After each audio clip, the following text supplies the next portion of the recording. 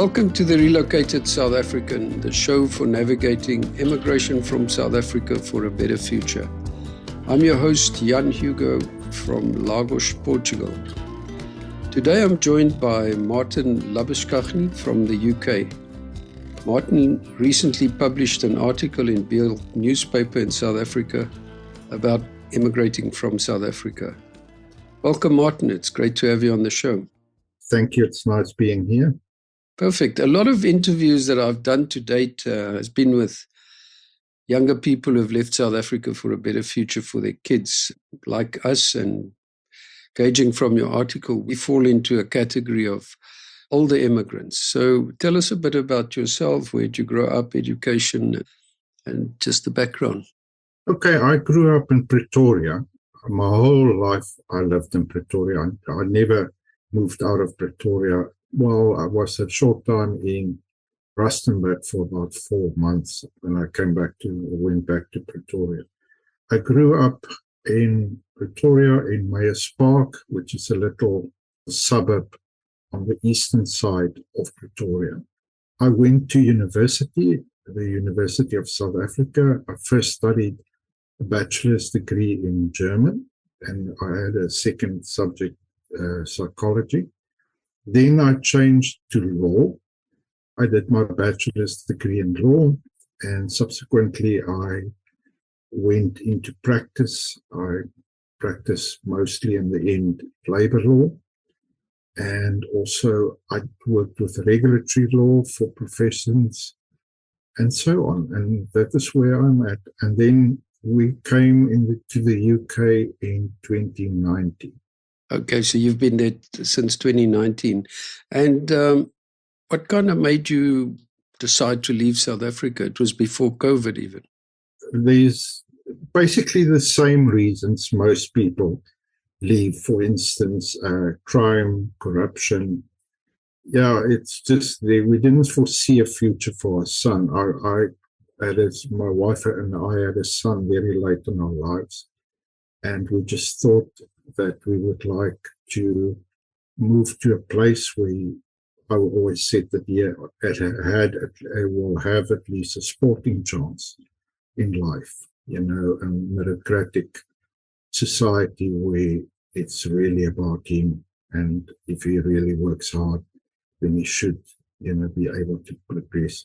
But then long and short, Africa broke my heart and everything that happened. I can imagine. So if I recall in the article, you were 48 when you left in 2019. That's right, yeah. That's quite, as I said, we left also, but I was retired, so I wasn't working at the time. So from your point of view, getting to the UK, did you leave with a job? Did you have a job signed up when you left South Africa? If I can just take a step back, we went to immigration consultants in about May 2019.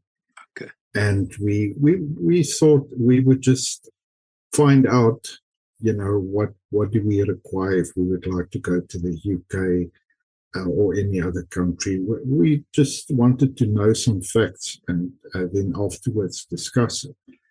And my wife has a Portuguese passport. She grew up in South Africa, but her parents are Portuguese. So then the UK was still part of the European Union. And when we got there, the consultant said, no, you must make a plan. Like we say, when Brexit is completed, no person from the European Union will be able to go and live and work in the United Kingdom. So we literally had since May to October to organize everything. And that was a lot of arrangement. I know it might sound, it's a long time, it's a few months. It's not. We had to sell our house, we had to sell our cars, we had to get my pension money, I had to resign from work, we had to jump through all the hoops. But eventually we got to the UK, and yes, that's where our story began. Wow, that's amazing. And I think you've just touched on something that I've come across in every discussion, and I think my impression is that a lot of people underestimate the red tape that's involved in making a move like this. It's serious red tape. Yeah, no, definitely. We had some absurd requirements because we went with my wife's passport, and I went as a tag-along. I went as her spouse, and of course, my son is her son, well as our son. And then what what happened is we needed to show that we were in a relationship, and Her Majesty's government wasn't just satisfied with showing a marital or marriage certificate. We had to do a lot of things. I had to produce love letters. I had to produce pictures of us together, and almost intimately. We can't just stand across each other in a room. And yes, you're right. There's a lot of red tape, and a lot of people don't realize how much effort goes into it. We, for instance, had to have money to be able to go. I'll be frank, I took all my pension money, which was released to me. And yeah, we needed that to make it happen. Very, very true. I must say, this is the first time I've heard, but about proving that you're married, but you have to prove that you have a real relationship, because I guess there's a lot of these marriages of convenience where people marry for a passport. Did you, on that basis, because I know there's a lot of people in Portugal that friends of ours, the wife is a Portuguese passport holder, like your wife grew up in South Africa, but has a Portuguese passport holder. And the husband is now trying to get a Portuguese passport, and it's quite a nightmare. It's going to take a long time. Did you get a Portuguese passport, or were you still on your South African? No, I'm still on my South African, and I can testify or attest to it that it is very difficult in Portugal to get the passport. My wife did say the same thing. Yeah, that was something that put us off about Portugal, is the red tape is even longer and more complex than in the United Kingdom. But no, we didn't. One of the reasons why we took the United Kingdom, or we decided on the United Kingdom, is the language. Yep. I work we can talk about that a bit later. I'm in the legal field. So, and I need to be able to communicate properly. I need to speak properly and be able to convey an idea, because the law, I always say, is 90% talking and 10% anything else. So, yes, it wasn't for us a possibility, but we're working there too, that she can register our marriage in Portugal. And you, having been in the UK for more than 5 years now, don't you qualify for that resettlement, or what do they call it, settlement status, where you, after a while, can get a British passport? Yes, we indeed have the indefinite leave. Okay. But we need one more year. You need about 6 years. And then we can apply for our British passports. Okay, awesome. Now that sounds wonderful. Now, again, the big thing about this decision to leave with couples is, that's, and you may again mention that in earlier bit of discussion, that you sold up everything. You took your money, you took your pension, you took everything. But it's very important that both people in a relationship, in a marriage, must be on the same page. And I guess you guys were. In the beginning, my wife was a bit skeptical. And then when we had our son, and we realized the schooling is going a bit downwards, and we couldn't afford sending him to a very expensive private school, she got on board. She said, yes, there's for us no real future, or alternatively, rather, there's no future for our son. If we didn't have a son or children, we might have stayed there in South Africa and take the punch, but not for our son. We have responsibilities towards him. Just again, a question in terms of you, in your article, which for people who haven't seen it, you say that, you decided, and I guess the thread of the article is that if you want to go earlier. So you left at 48. Was this decision never in your mind earlier than that? It was. I was playing with ideas since I was younger, since in my 20s. But, life works different. And then we had our son when I was 40, and my wife was 38 or 37. So then we really started considering immigration. But yes, I think it's just how it worked out. But I agree with you, and if you can go in your 20s or in your 30s, go as soon as you can, so you can start making a life there earlier. I mean, you also might understand that or agree that, the older you go, the more difficult it becomes, well, at least for me, to fully integrate and, to be part of the community. It's because it's just different.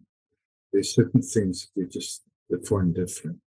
I hear you. I think it's very difficult, and a lot of people revert back to a South African community abroad, and people tend to stick together, and they are together, and South Africans are generally very welcoming and helpful to other South Africans. But it's quite a difficult one to integrate with the community.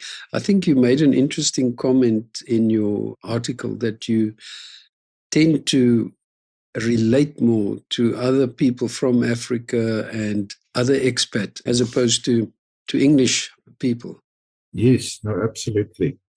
That, for instance, where I work, the people that I are the closest to as my colleagues are, in fact, people from Kenya, from Ghana. And it is something, and some people think you're crazy, but it's just, without being lyrical about it, it's just something special about Africa that is in us. And non-Western people, if I can say that, we also have good Hindu people who are friends. And it's just, our values are strangely, they are a bit more with each other than with the other Britons, because I think one thing is, in Britain, people are more individualistic. They're more rights-oriented. I'm not saying it's bad, it's to each his own. And we're more community-centered, and people tend to help each other more, which also has its downsides. But that's why I experience it. Obviously, other expats might experience it differently.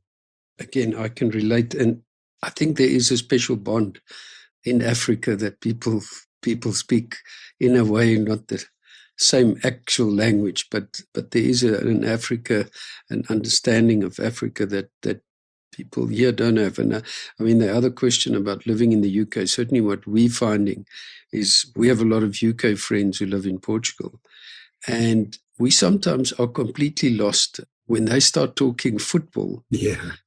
I sit there and I look really stupid because they know everything. They talk about players and how much they paid for him. And I guess it's even worse when you live there, because they're exceptionally passionate about their football. Oh, yes. No, definitely. It's like a religion, yeah. It's everybody plays football. I think my son sometimes also finds it a little bit difficult to relate to that, because he plays tennis and things like that. And the football cult, if I can say, it's never really gotten a hold of me. I can relate to what you say. It is just a strange world. It's not something that we're part of. Yeah, and but one learns to adapt. I think the other thing that you just mentioned was the issue of money. the sooner you leave, the sooner you can start building your nest egg abroad. I've heard that in other interviews as well, where people say, they cashed in their pension, but they have nothing on the other side. They have to use their pension money and whatever they've saved up to start a new life. But then you have to start building for your retirement again. So another reason why it is better to leave earlier rather than later. No, absolutely, I agree with you. It's the earlier you leave, as you say, you can start creating a nest egg. I mean, our situation is in such a way I'll have to work until I die. Well, which I don't have a problem with. I think it's good to keep your mind busy. But yeah, it's the money got all used up coming here. Yeah. It's really an expensive exercise to come to the UK if you want to do it right and be sure that you are here legally, that you can become a citizen, because that's what we aim for eventually, is to become a citizen or to become citizens. But yes, that is still a way to go. Oh, I hear you, and it is very expensive. And again, something that I can gather from your discussion is that you did your homework. I think a lot of people get on the plane without having done their homework, and they become very disillusioned. And I've spoken to people as well who have gone back to South Africa, who arrived and were kind of almost conned into stuff that didn't exist. So there is again, if we talking about advising other people, it would be make sure you've got your ducks in a row. And, if it sounds like you spoke to a reputable immigration agent, which is quite important, because other people, you hear a lot of stuff from people, but it doesn't necessarily relate to your circumstances. So I think that's great. Is there something you would have done differently other than leaving younger? Yes. I think a lot of the things we would have done differently was affected by the fact that we had to leave so quickly. I would have, if I could leave now, I would have tried getting qualified in the United Kingdom as a solicitor. It's now too expensive because you have to pay to write the exams. You don't always pass the exams, you have to rewrite them. So I would have wished that could have happened, because it would put us in a better financial position as well. When I came here, my first job was in a call center. I had a couple of jobs in call centers. And as you know, that this causes a problem, because the experience I have now of the last 6 years, which is what a company looks at, they're not so concerned what you did 10 years ago. It's all call center work, and it becomes sort of a trap.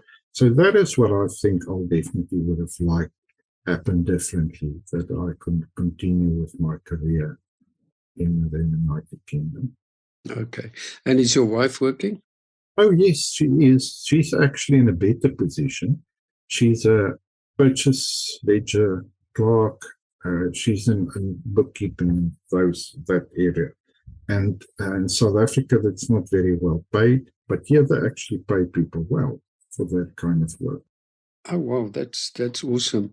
And I mean, obviously, having packed up and left with everything, do you think you would ever go back to South Africa?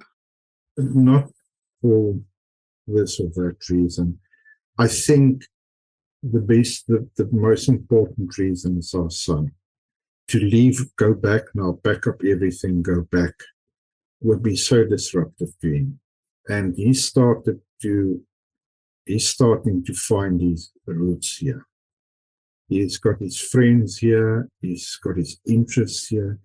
In fact, we've asked him directly, Leandro, would you like to go back? He says no. There was a time in the beginning when we came here, he would have said, yeah, maybe, but now he doesn't want to. Okay. No, well, I think that's great that you know, because it's very important to have a focus on your goal and why you're there.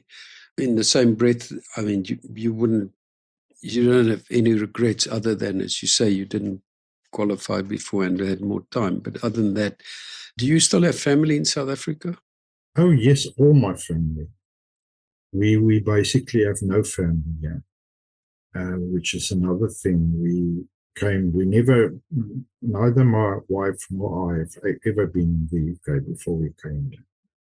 I've been in Germany, she lives in Portugal, but when we came here, we left everything right. So I have most of my friends there. I have my family, my mother, my elderly mother stays there, my brother, my nieces, my nephews, and my in-laws.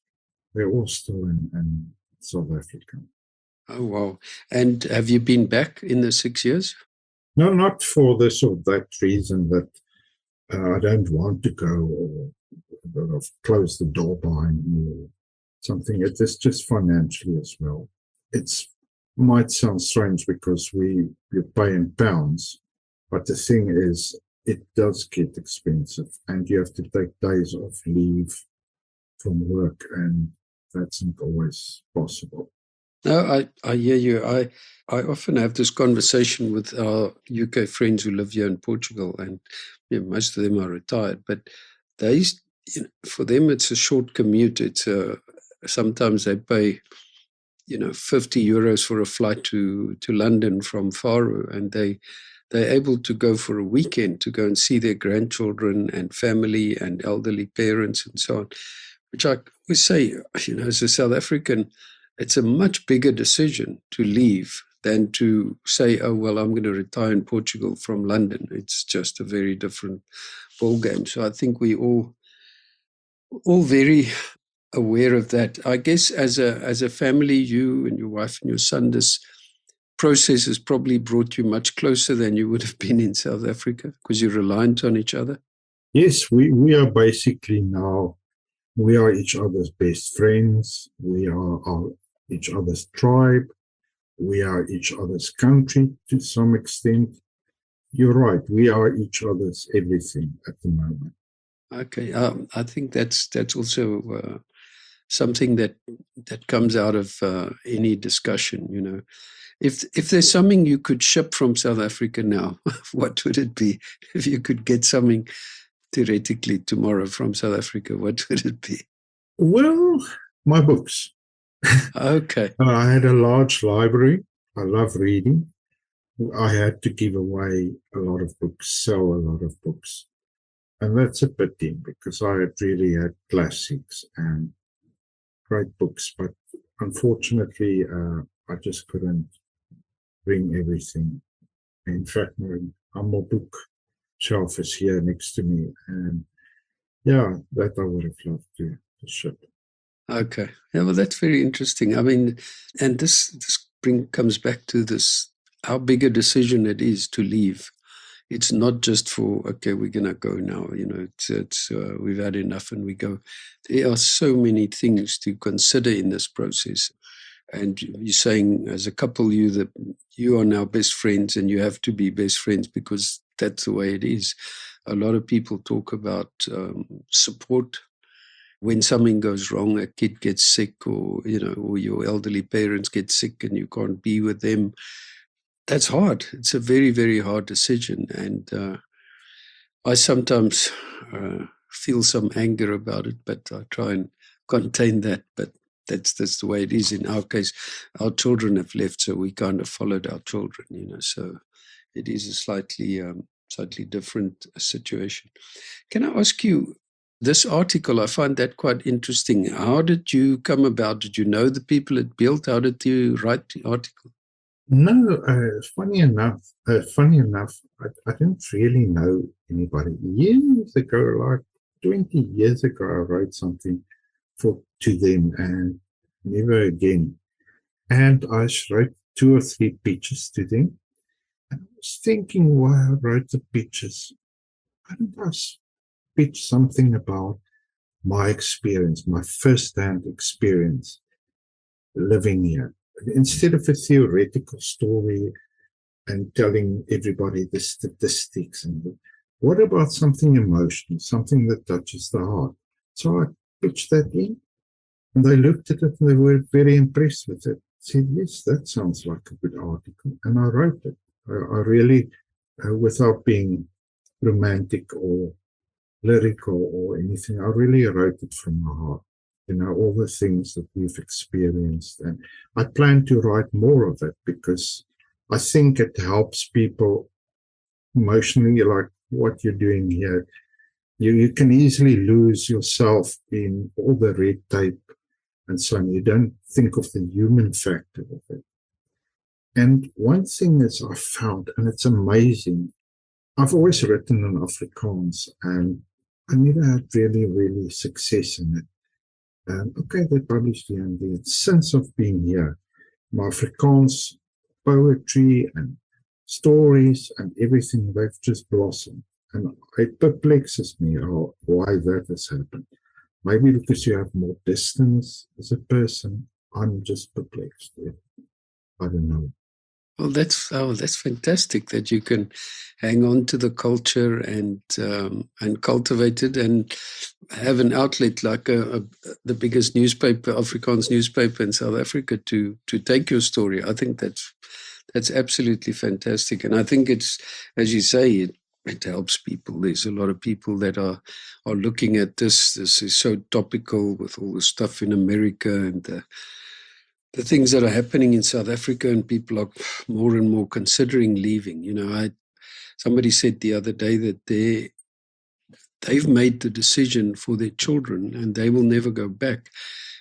But their children can't now see their grandparents who live in South Africa. But at least they will be able to see their grandchildren in the same country one day. And that's what's important. Somebody had to break that chain, and I guess that's important, but it's tough. Was it a very emotional thing for you guys to get on the plane? I was excited, and look, it was very teary. Look, I'm a cowboy, I don't cry. But so for me, I felt a bit numb. It was so unreal. It was surreal. It didn't really strike me what I was doing in the sense, the emotions and things. But when I got in South Africa, it started becoming more and more emotional. Look, we've got our moments. There are times when you think, I feel like just backing up and leaving. And it's not because of this or that reason. It is just emotions. This whole thing about immigrating, there's a very strong emotional side to it, and I don't think people understand it. People have no idea. Honestly, have no idea. I agree with you. It is.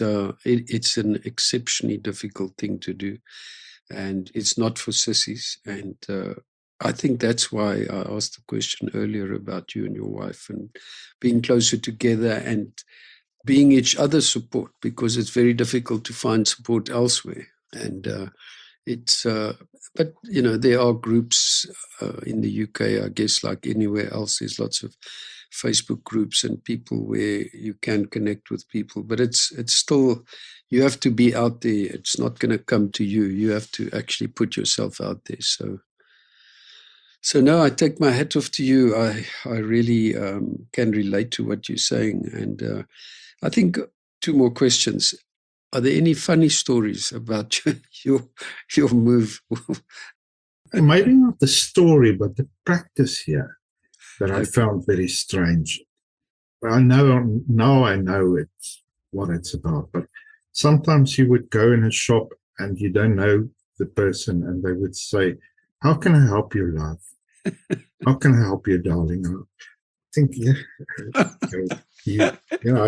I barely know you, my wife, coming through. And then I realized, no, this is how people talk. So it's like we're saying, "My China" in South Africa. Yes, exactly. Exactly. That is true. That's very funny.